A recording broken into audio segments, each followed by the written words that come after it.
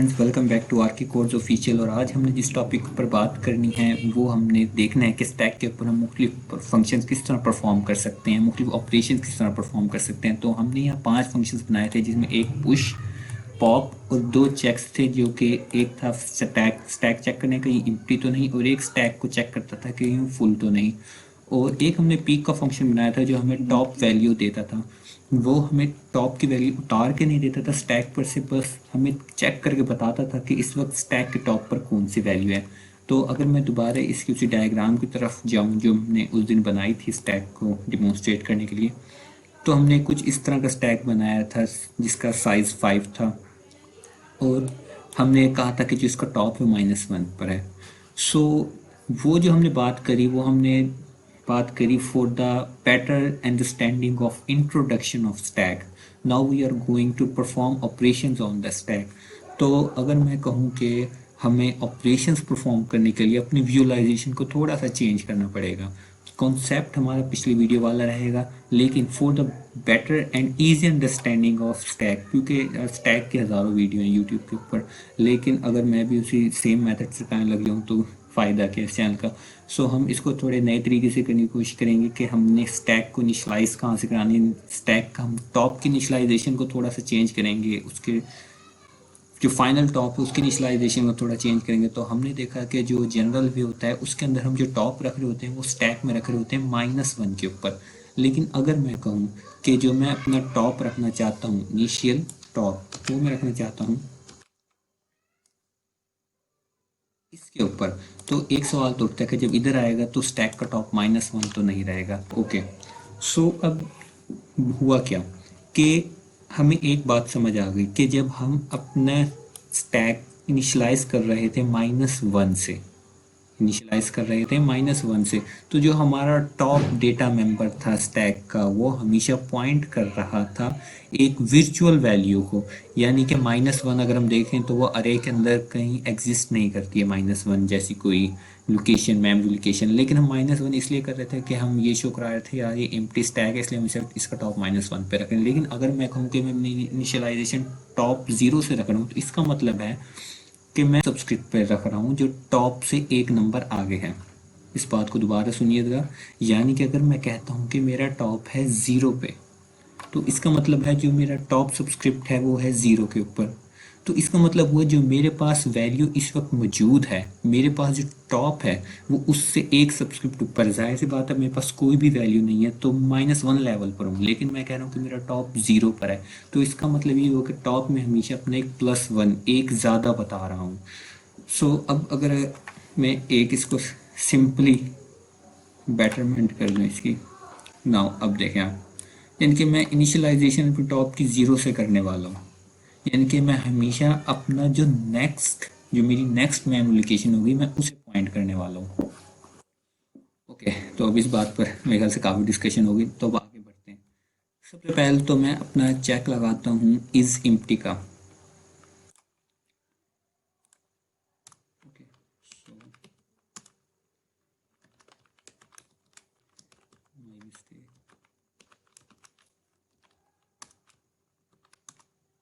Is empty. So अगर हम देखें कि हमारा जो स्टैक है वो एम्प्टी किस वक्त होने वाला है, वो एम्प्टी उस वक्त होने वाला है जब हमारा टॉप एग्जिस्ट करने वाला है 0 के ऊपर। यानी कि अगर हमारा जो टॉप सब्सक्रिप्ट लेवल है वो 0 के ऊपर हो तो हम कहेंगे कि हमारा स्टैक इस वक्त एम्प्टी है।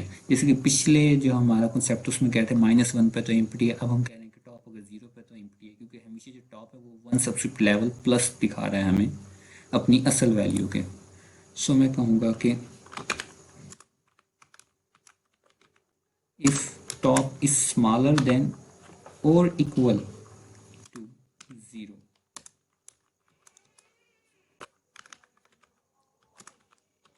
true, सॉरी टाइपिंग मिस्टेक ज़्यादा हो रही है मुझसे। ओके, अगर मेरा टॉप है वो 0 पर है या 0 से छोटा है, जाहिर बात है सिचुएशन 0 से छोटा नहीं जाने वाला, लेकिन फिर भी हम थोड़ा स्पेसिफिक होने के लिए इधर ये लिख रहे हैं कि अगर मेरा टॉप 0 से भी छोटा है तो फिर रिटर्न हो जाए ट्रू, यानी कि वाकई मेरे जो स्टैक है वो एम्प्टी है। वरना क्या हो, वर्ड ना रिटर्न हो जाए फॉल्स कि मेरी स्टैक एम्प्टी नहीं है। ओके, ये फंक्शन तो हमें आगे समझ में अच्छे तरीके से।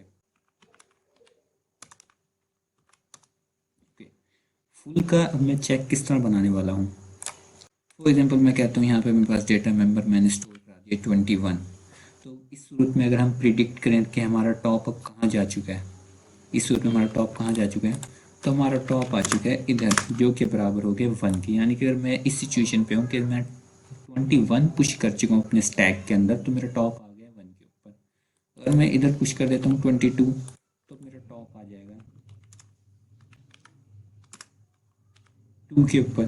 एंड सिमिलरली अगर इधर मैं 23 करूँगा तो इस सिचुएशन में अब हमें क्या समझ आ रहा है, इस सिचुएशन में यार हमें एक बात बहुत अच्छे तरीके से समझ आ रही है कि जो हमारा स्टैक फुल होने की कंडीशन है, इस वक्त मेरा जो स्टैक है फुली ऑक्यूपाइड है, मेरा स्टैक फुल भर चुका है अपने आखिरी लिमिट तक, और इस सूरत में जो मेरे पास टॉप वैल्यू मिल रही है वो है 5।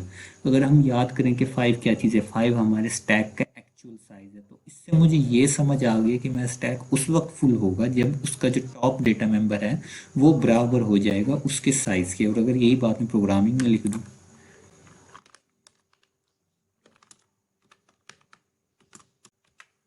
Then return true. एंड अगर ऐसा नहीं है, यानी कि जो मेरा टॉप है वो 5 के इक्वल नहीं है, 5 से छोटा ही है, ज़ाहिरी बात है, फिर देन क्या करें, फॉल्स रिटर्न कर दें। अब ये दो चेक्स तो हमें बहुत अच्छी तरीके से समझ आ गए हैं। Now our next discussion is about a very cool function push, कि हमने अपना डेटा स्टैक के ऊपर पुश कैसे करना है। तो इसके लिए मैं अपना फंक्शन की डेफिनेशन लिखने वाला हूँ।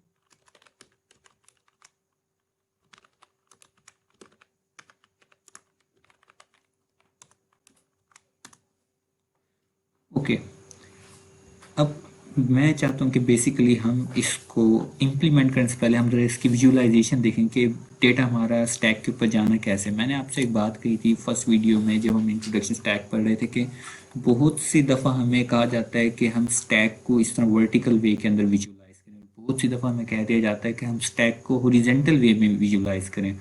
हॉरिजॉन्टल वे में बेसिकली ये किस तरह बन जाएगी, 21, उसके आगे 22, 23, 24 एंड देन 25।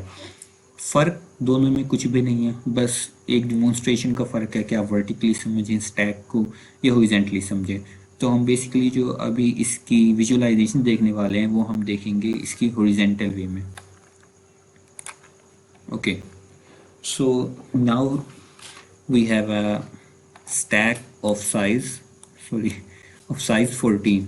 बेसिकली जब हम प्रोग्राम में इम्प्लीमेंट कर रहे हैं तो हम तो 5 एलिमेंट की स्टैक इम्प्लीमेंट कर रहे हैं ताकि हम जल्दी से अपना कोड कंप्लीट कर सकें। तो आप 4 तक लेंगे, हमने साइज़ लेना है अपना 5 साइज़ लिया है, तो हमने 4 तक कंसीडर करनी है अपनी अरे। ओके हो गया, 0 1 2 3 4।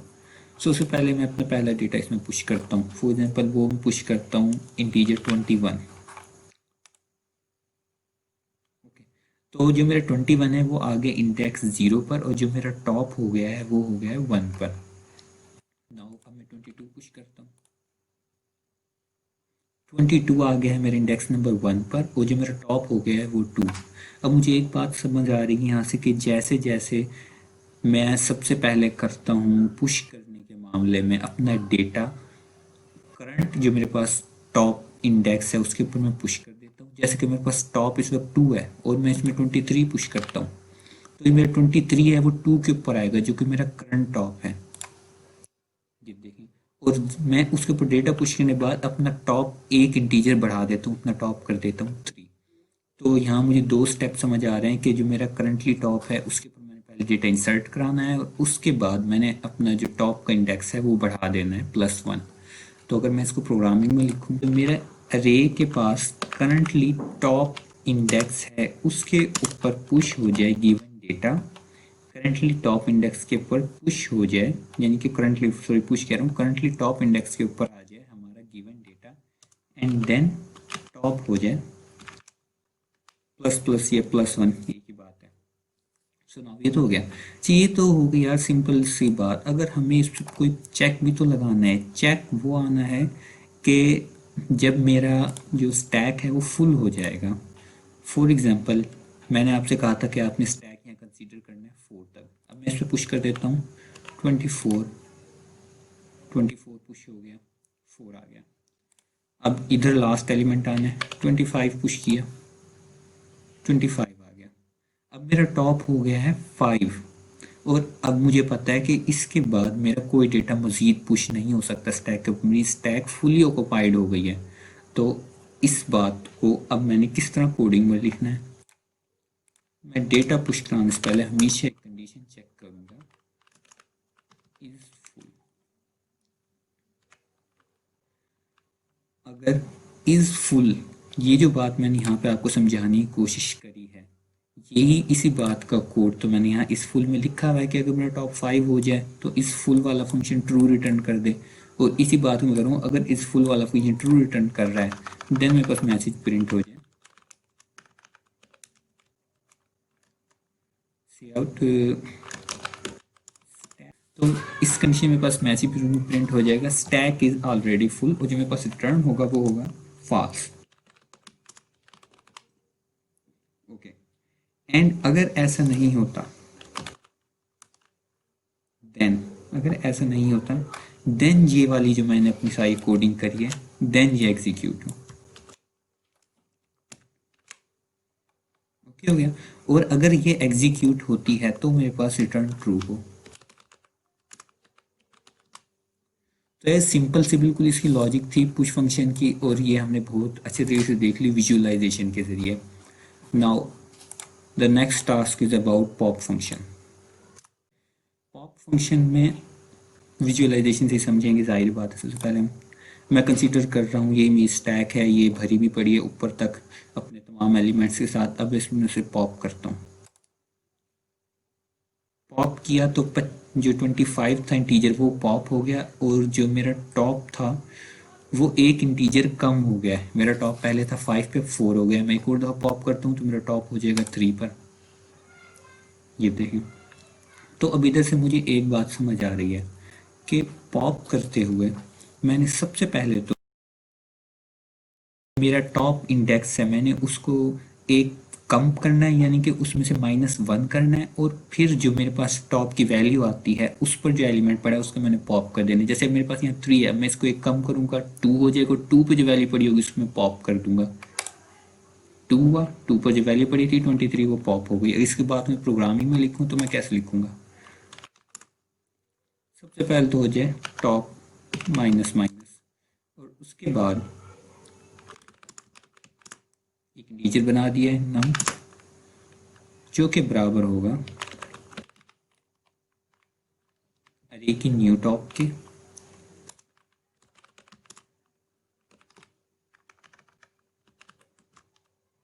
एंड रिटर्न कर देगा वही नंबर जो हमें मिला है।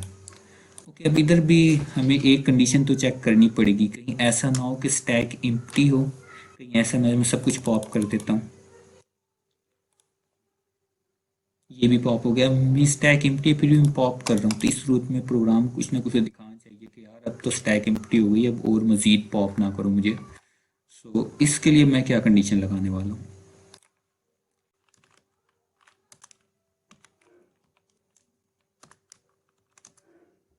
कि अगर जो मेरा इज एम्प्टी वाला फंक्शन है वो ट्रू है, इज एम्प्टी वाले फंक्शन जो है मेरा ट्रू है, इज एम्प्टी कब ट्रू वैल्यू देता था, जब टॉप 0 के बराबर हो जाए, 0 से कम हो जाए, सही है। तो क्या करें, मैसेज प्रिंट कर दे एंड इधर आ जाए else. So basically else part में मेरा सारा पार्ट ये चला जाएगा। Okay, now next and the last function about stack, which is peak. Peak का फंक्शन क्या, पीक का फंक्शन बहुत इजी होने वाला है, हम इतनी कोडिंग कर चुके हैं, मैं चाहता हूँ कि ये फंक्शन अब आप खुद बनाएं।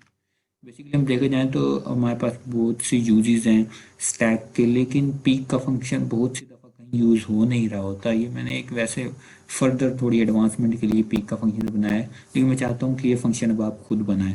आप देखें कि हम पॉप कैसे कर रहे हैं, हम पुश कैसे, बेसिकली आप पॉप देख लें तो आपको पीक की काफ़ी हद तक समझ आएगी। अब हम जाते हैं इसके ड्रिवन कोड की तरफ। बट 1 मिनट, हम एक चीज़ करना भूल गए, सॉरी मैं करना भूल गया। ओके, तो आपने ये लाजमी याद रखना है कि इधर जो टॉप करना है हमने इस इम्प्लीमेंटेशन में, जिस तरह की इम्प्लीमेंटेशन मैंने कराई है, इधर हमने टॉप हमेशा इक्वल टू ज़ीरो रखना है, हमेशा इक्वल टू ज़ीरो रखना है इस इम्प्लीमेंटेशन में। सो अब मैं इसका कोड ड्रिवन लिखता हूँ। सबसे पहले मैं ऑब्जेक्ट बनाता हूँ। सो मेरा ऑब्जेक्ट बन गया है स्टैक एस, यानी कि एस, और मैं पुश करता हूँ एलिमेंट 1। मुझे ये बात पता है कि जो मेरा एस ऑब्जेक्ट है उसका साइज इस वक्त 5 है।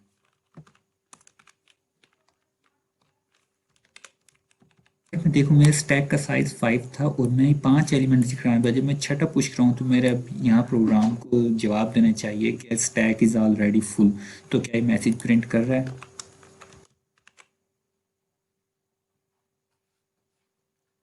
यस, ये देखिए मैसेज ने प्रिंट कर दिया stack is already full. Okay, अब इसमें फर्दर वैलिडेशन देखते हैं कि मैं फॉर लूप लगा देता हूँ।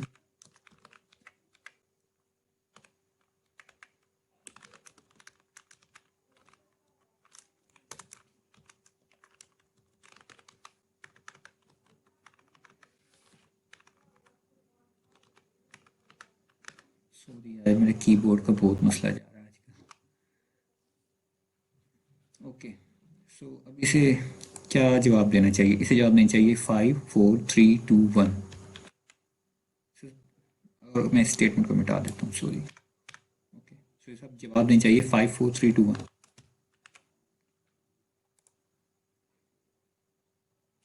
ओके, जवाब आ गया। नाउ मैं इसे फर्दर अगर करूँ तो अब लास्ट में प्रिंट होना चाहिए कि स्टैक इज एम्प्टी।